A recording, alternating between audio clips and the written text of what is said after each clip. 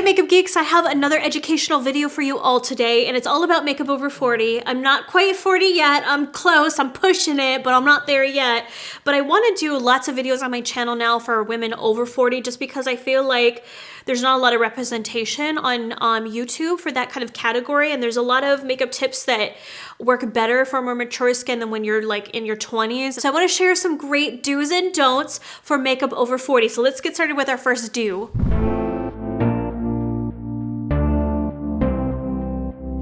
So our first do is to use more moisturizer and less foundation. You want to use a very heavy moisturizer under your foundation. What I personally like to do is I do my normal face routine, and then right before I sit down to do my foundation, I put one more little layer of a moisturizer or an oil. And the one that I like, let me pull it out for you, is the Bobbi Brown cream. I've done a lot of live tutorials with that. I can demonstrate that in more detail later, but also use a thinner formula foundation. I like the Dermablend because it's super thin. It comes in a dropper bottle, but it gives you all the pigmentation that you need. It covers your entire face, but it's not a thick, heavy formula. And definitely make sure that you try to go for a finish that is dewy to satin. Don't go for something that's super matte, because as we get older, our skin tends to dry out. So do wear moisturizer and a very thin foundation.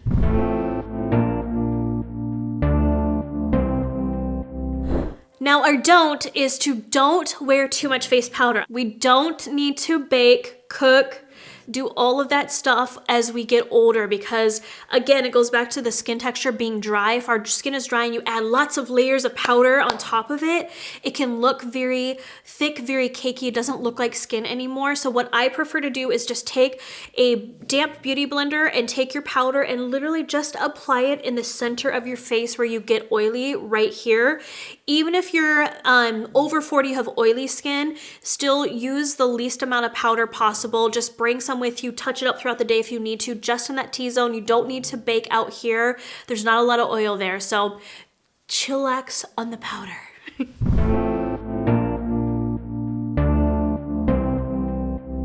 This do is a big one. Do feel free to wear shimmer shadows. I don't want to hear this excuse, I'm over 40 or I'm older and I can't wear shimmer shadows. My mom, I hope she doesn't kill me right now if she's watching this. I love you, Mom. She's in her 60s. She's 65 and she wears the foiled shadows all the time. If you guys don't know what they are from Makeup Geek, they're super, super metallic-y, very shimmery. My mom wears these all the time. Do you see the sheen on those? She looks beautiful. Anytime she wears them, I feel like her eyes pop. It's not about the shimmer that can make it look old, it's the placement. So what happens if you place shimmers in the crease and above, that's where our skin starts to loosen a little bit and get, I hate to say this word, but a little crepey. But if you keep the shimmers just on the lid and keep around it in the crease above matte, it kind of surrounds it and it still gives you a nice pop to the eyes. It gives you some shine and some shimmer without it making your skin look a little bit crepey. So it's all about the placement, not about the texture.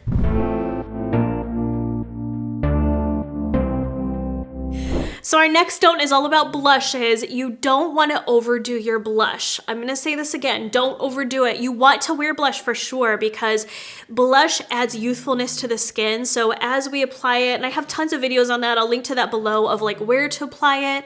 You want to pick just a nice kind of rosy pink. If you have deeper skin, go for like a nice mauve color or a deep coral. You want some color on your skin, but if you apply too much, then it almost puts the attention on your skin and not in a good way. It loses its youthfulness and it just looks a bit dated.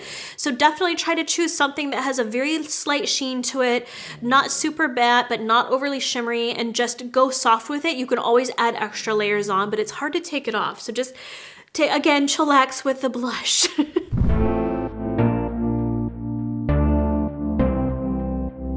Another do is to wear lighter colored lipsticks or lip gloss. Now, it's not to say that you can't wear a deep lipstick. If you do, I like to have something that has a sheen on it, but like the super matte formulas are very difficult because they can kind of seep into the lines.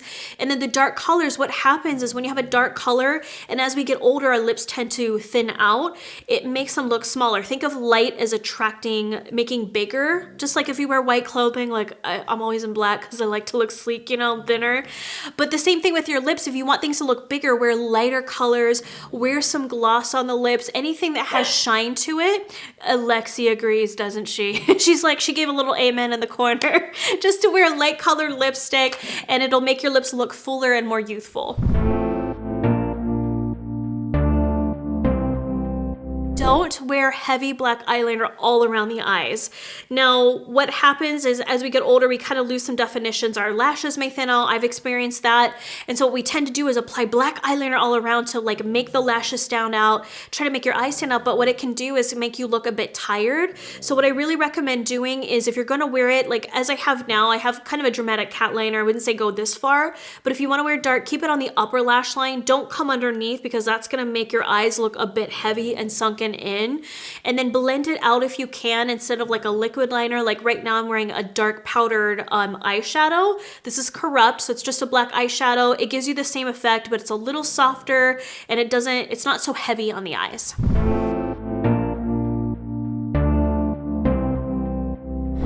Now, on another note with the do, this kind of piggybacks off the last don't, is to do apply false lashes. And if you want, get the really small ones.